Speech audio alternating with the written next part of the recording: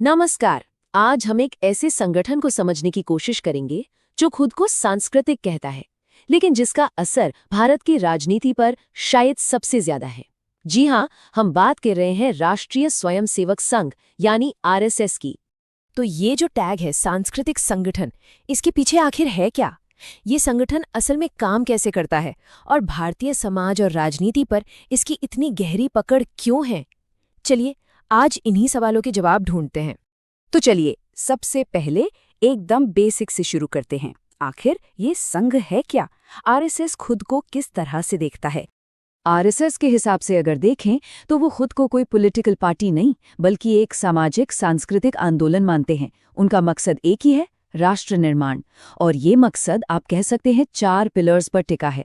भारतीय संस्कृति की रक्षा करना, देश की एकता को मजबूत करना, लोगों का चरित्र बनाना और अनुशासन के साथ सेवा की भावना को जगाना। इसकी कहानी शुरू होती है 1920 के दशक से।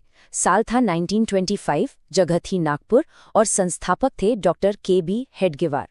उनका मानना बड़ा साफ था, राजनीतिक आज़ादी तो ठीक है, लेकिन वो तब तक अधूरी है जब तक समाज अंदर से मजबूत और संगठित न हो। अच्छा, तो ये तो हुई इसकी बुनियाद की बात। अब जरा इसकी विचारधारा और ये काम कैसे करते हैं उस पर आते हैं। आरएसएस की जो पूरी की पूरी विचारधारा है ना, वो हिंदुत्व के कॉन्सेप्ट पर टिकी है। अब यहाँ एक बात समझना बहुत जरूरी है।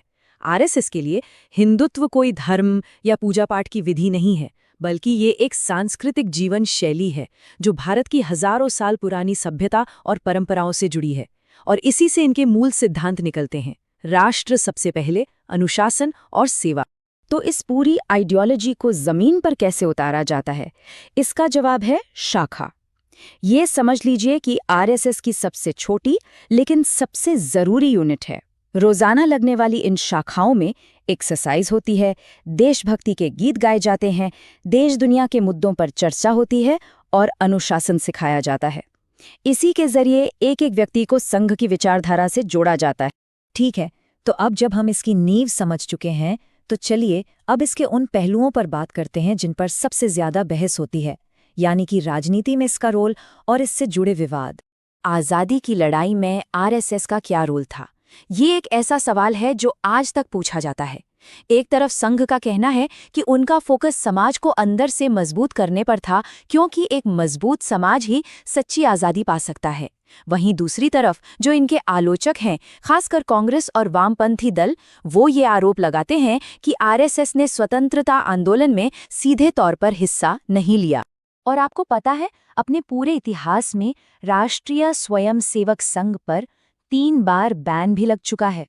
पहला बैन लगा 1948 में, महात्मा गांधी की हत्या के बाद।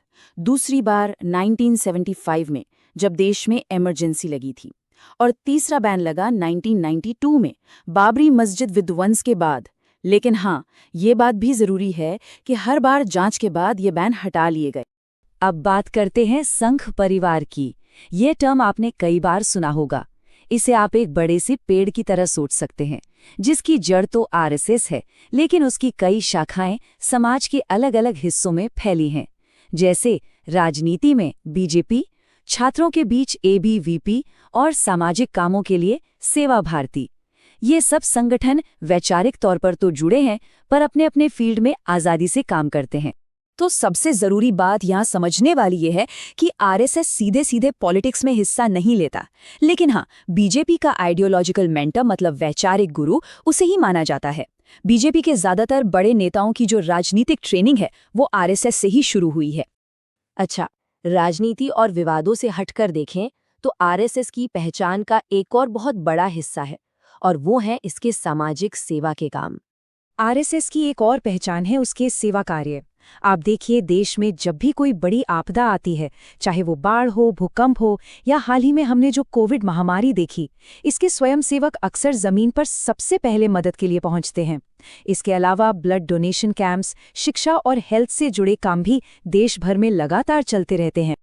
और इसी वजह से अपने स्वयंसेवकों के इतने बड़े नेटवर्क के दम पर आरएसएस खुद को दुनिया का सबसे बड़ा स्वयंसेवी संगठन होने का दावा करता है। तो ये तो हुई इतिहास की बात।